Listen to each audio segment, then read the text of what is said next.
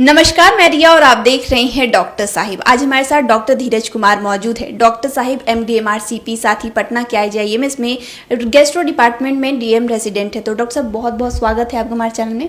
धन्यवाद रिया जी। डॉक्टर साहब, आजकल लोगों की ये आदत हो गई है कि बिना डॉक्टर की सलाह के मेडिकल शॉप से दवा खा लेते हैं, और ये दवा जो है उनके इम्यून सिस्टम पर, या फिर बात हेपेटाइटिस की कर ले जो एक गंभीर समस्या है, उस पर असर डाल रहा है। तो ये कितना लोग गलत कर रहे हैं अपने सेहत के साथ कितना खिलवाड़ कर रहे हैं। रिया जी, बहुत ही गंभीर और बहुत ही महत्वपूर्ण समस्या आज के समय का है ये। मैं इस वीडियो के माध्यम से 2 बीमारी साझा करूंगा। एक जो आपने बताया, ड्रग इंड्यूस्ड लिवर इंजरी, इसको डिली बोलते हैं, दवाई खाने के कारण लिवर का इंजरी होना। दूसरा ऑटोइम्यून हेपेटाइटिस, एक और स्पेक्ट्रम है जो अलग है। तो मैं बात करता हूं कि दवाइयां आपके जीवन के रक्षा के लिए बनाई गई है, लेकिन उसका यूज और मिसयूज दोनों हो रहा है। अगर आप इसका यूज जानते हैं, डॉक्टर से मिलके खा रहे हैं, उनके संपर्क में रहकर खा रहे हैं, तो ये आपको फायदा भी पहुंचाता है। और अपने मन से आप दवाइयां लेके खा रहे हैं, एक केमिस्ट से लेके खा रहे हैं, जिनको सही में उतना पता नहीं होता इस दवाई का साइड इफेक्ट क्या है। हाँ, उनको यूज पता होता है, आपको दे देते हैं। और दूसरी जो चीजें देखने को आजकल मिल रही, हर्बल मेडिसिन का सेवन। आप इंटरनेट से कुछ सामान मंगाते हैं जो ये बताता है कि आपके शरीर को वृद्धि कराएगा, आपके मसल मास को बढ़ाएगा, एनर्जी प्रोवाइड करेगा, आपकी मेमोरी को बढ़ाएगा। या फिर बहुत ज्यादा मैं देखता हूं आजकल गिलोय का सेवन भी बहुत बढ़ गया है। तो ये सारे जो चीज है, Ayurvedic product and over the counter product और नो अनडॉक्यूमेंटेड, मतलब डॉक्टर से बिना मिले हुए, मैं किसी पैथी के खिलाफ नहीं हूं। होम्योपैथ, आयुर्वेद सब अच्छी पैथी है, उनके डॉक्टर अच्छा इलाज करते हैं, लेकिन आप जो सेवन कर रहे हैं उसके बारे में आपको पता होना चाहिए आप क्या ले रहे हैं।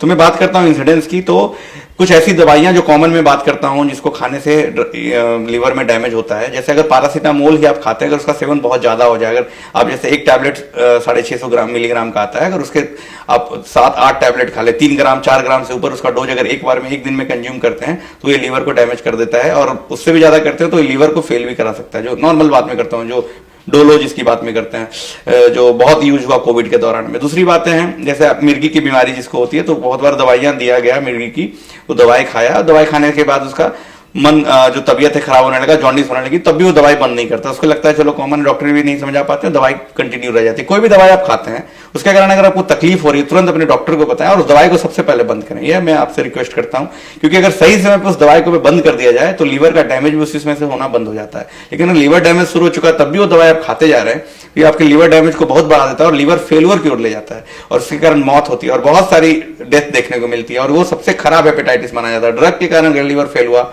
तो इसका निदान बहुत ही खराब होता है, उसमें मरने का चांस भी बहुत बढ़ जाता है। तो और कौन कौन सी दवाइयां हैं, तो मैंने गिलोय के सेवन से आज के डेट में बहुत लीवर डैमेज देखने को मिल रहा है।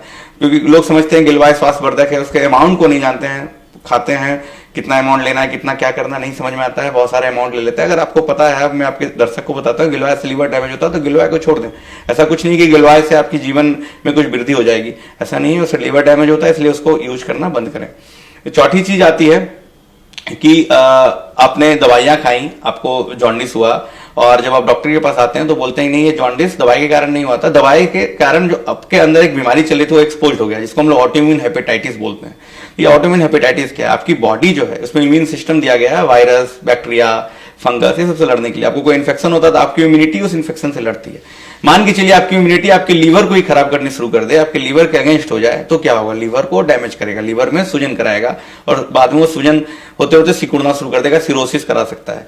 तो autoimmune hepatitis, cirrhosis, liver failure सब करा सकता है। मतलब 3 स्पेक्ट्रम है। और जो एक कॉमन स्पेक्ट्रम 20 से 30% लोगों में एसिम्प्टोमेटिक, कोई लक्षण नहीं है, कोई लक्षण नहीं। वो डॉक्टर के पास क्यों गए? क्योंकि उन्होंने LFT कराया रूटीन चेकअप में, LFT में SGPT SGOT बढ़ा है, डॉक्टर के पास गए, SGPT SGOT बढ़ाने का कारण नहीं मिल रहा। ना मोटापा है, ना वो दारू का सेवन करते हैं, ना कोई आयुर्वेदिक दवाई खाते हैं, ना कोई बाहर का कोई कुछ ले रहा है, लेकिन OTPT बढ़ा हुआ है। तो हमको ऑटोइम्यून हेपेटाइटिस के बारे में सस्पेक्ट करना चाहिए। और किस में? तो महिलाओं में। ये महिलाओं में कॉमन है, 4:1 का रेशियो होता है। और किस उम्र में? तो ये 2 तरह का होता है, टाइप 1 एंड टाइप 2। तो जो आपका टाइप 1 है वो 30 से 50 साल की कॉमन उम्र में महिलाओं में होता है, और जो टाइप 2 है बच्चों में कॉमन होता है। लेकिन टाइप 1 ज्यादा कॉमन है, ओवरऑल 80% 30 से 50 वाले उम्र में ज्यादा देखने को मिलता है। इसमें क्या क्या लक्षण हो सकते हैं? तो लक्षण मैंने बताया, लीवर की बीमारी हो रही है तो आपको थकावट, जॉन्डिस हो सकता है, और अगर उसको नहीं रोका गया तो लीवर फेलियर का साइन मिलेंगे, पैर फूलना, सूजन आना, ठीक है, बेहोशी होना, ये सब साइन मिल सकता है। सिरोसिस हो गया तो सिरोसिस के लक्षण भी मिल सकते हैं। तो इसको हम लोग अगर बात करें कि इसको पकड़े कैसे, इसमें बहुत सारे जांच हम लोग कराते हैं और उससे ये बीमारी 100% पकड़ में आ जाती है।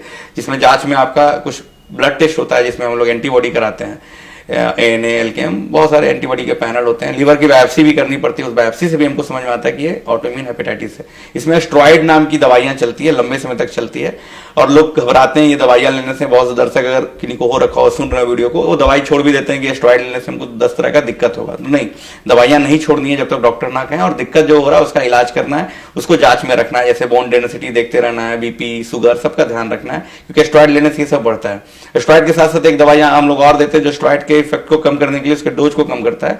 ये दोनों दवाई मिलकर आपके ऑटोइम्यून हेपेटाइटिस को ठीक करती है और उसको दबा के रखती है। तो ये इसका भी इलाज संभव है। आपको ऐसा लग रहा है कि आपका लीवर एजीपीटी एजीओटी बढ़ा रहा है, जॉन्डिस, बार बार जॉन्डिस हो रहा है, कारण समझ में नहीं आ रहा है, तो इन सब लक्षणों को लेकर अपने डॉक्टर से मिलें और ऑटोइम्यून हेपेटाइटिस के बारे में आप कंसीडर कर सकते हैं। और अगर किसी को ऑटोइम्यून हेपेटाइटिस हो रखा है और आप सुन रहे हैं, तो इसका इलाज जो डॉक्टर आपके कर रहे हैं लंबे समय तक चलता है, 2 से 3 साल तक स्टेरॉइड देना पड़ता है इसमें, इसलिए दवाइयां डिसकंटिन्यू नहीं करना है, उसको लेना है, और ये लेने से आपकी बीमारी ठीक भी होती है और पूरी तरह से भी ठीक हो सकती है। तो शुक्रिया डॉक्टर साहब, जो आपने इतनी सारी जानकारी दी है उसके लिए बहुत बहुत शुक्रिया। हाँ, धन्यवाद। और जहां तक मैं बता चुका हूं, ये ड्रग इंड्यूस्ड के कारण जो लीवर इंजरी होता है, तो आप सोच समझ के दवाइयों का सेवन करें। और कभी भी लगे कि दवाइयां खाने के कारण, चाहे वो टीबी की दवाई हो, मिर्गी की दवाई हो, बुखार की दवाई हो, अगर आपको लगे कि मेरे शरीर में कुछ दिक्कत आ रहा है, तुरंत उस दवाई को रोकें और अपने डॉक्टर को बताएं। धन्यवाद। तो आप डॉक्टर धीरज कुमार को सुने थे, जिन्होंने पूरी जानकारी दी है कि अगर मेडिकल शॉप से बिना डॉक्टर के सलाह के दवा खाते हैं तो उससे हेपेटाइटिस होने का चांस कितना ज्यादा बढ़ जाता है। तो फिलहाल के लिए इतना ही। चैनल को सब्सक्राइब कर ले, फेसबुक पेज को लाइक कर ले, साथ ही डॉक्टर साहब से आपके क्या सवाल है हमें कमेंट करिए, मेल के माध्यम से भेज सकते हैं। वीडियो देखने के लिए आपका शुक्रिया।